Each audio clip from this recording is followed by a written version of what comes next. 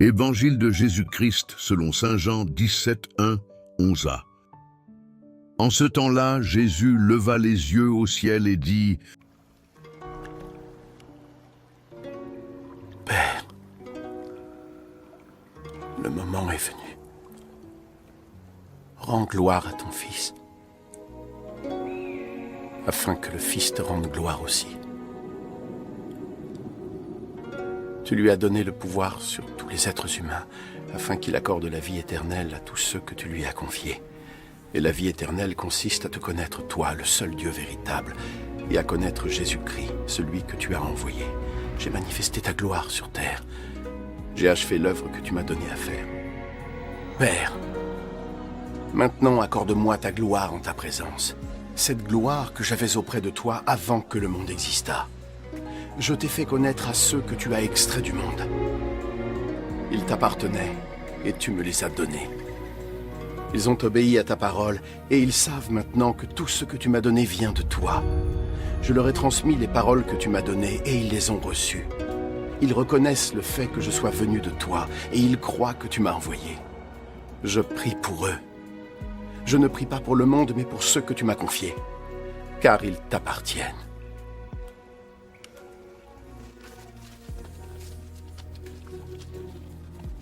Tout ce que j'ai est à toi.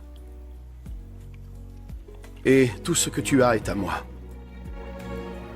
Et je suis glorifié à travers eux. Et maintenant je viens à toi. Je ne suis plus dans le monde, mais eux sont dans le monde. Acclamons la parole de Dieu.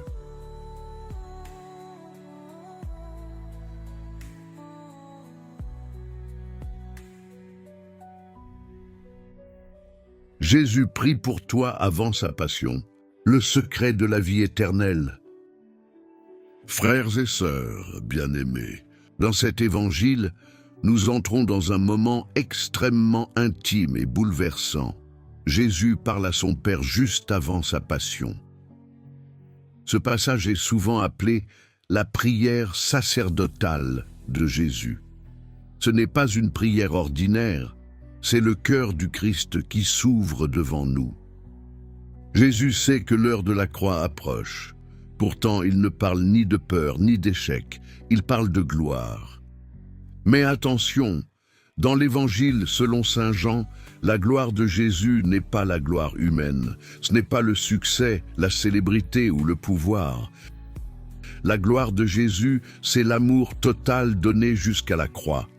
Jésus glorifie le Père en obéissant parfaitement à sa volonté et en donnant sa vie pour sauver les hommes. Puis Jésus dit une phrase essentielle. La vie éternelle, c'est qu'ils te connaissent, toi le seul vrai Dieu et celui que tu as envoyé, Jésus-Christ. La vie éternelle ne commence pas seulement après la mort.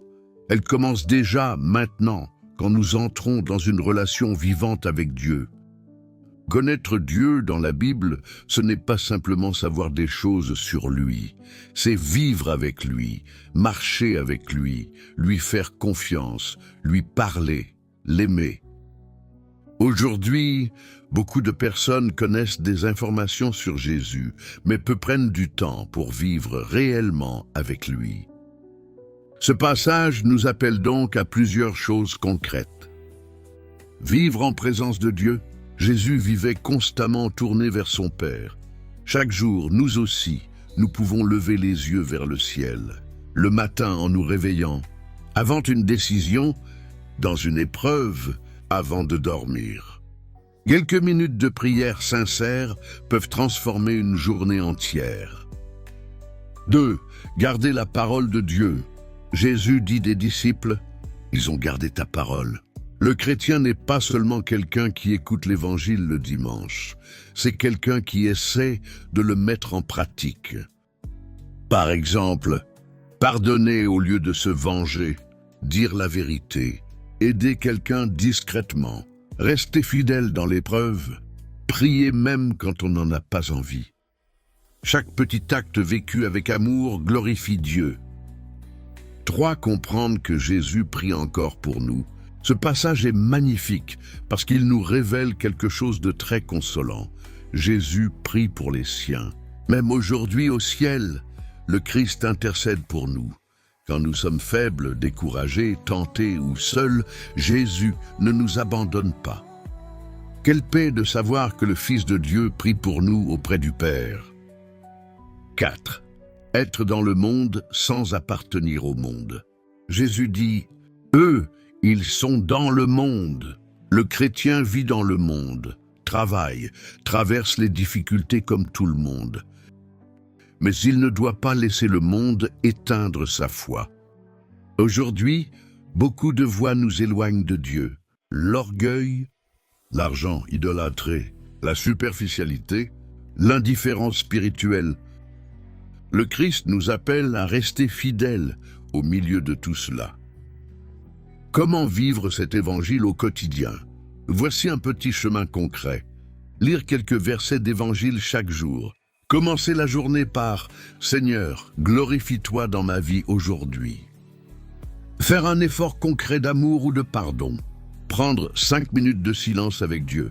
Confier sa famille et ses proches dans la prière, comme Jésus l'a fait pour ses disciples. Prière. Seigneur Jésus, tu as levé les yeux vers le Père et tu as prié pour tes disciples.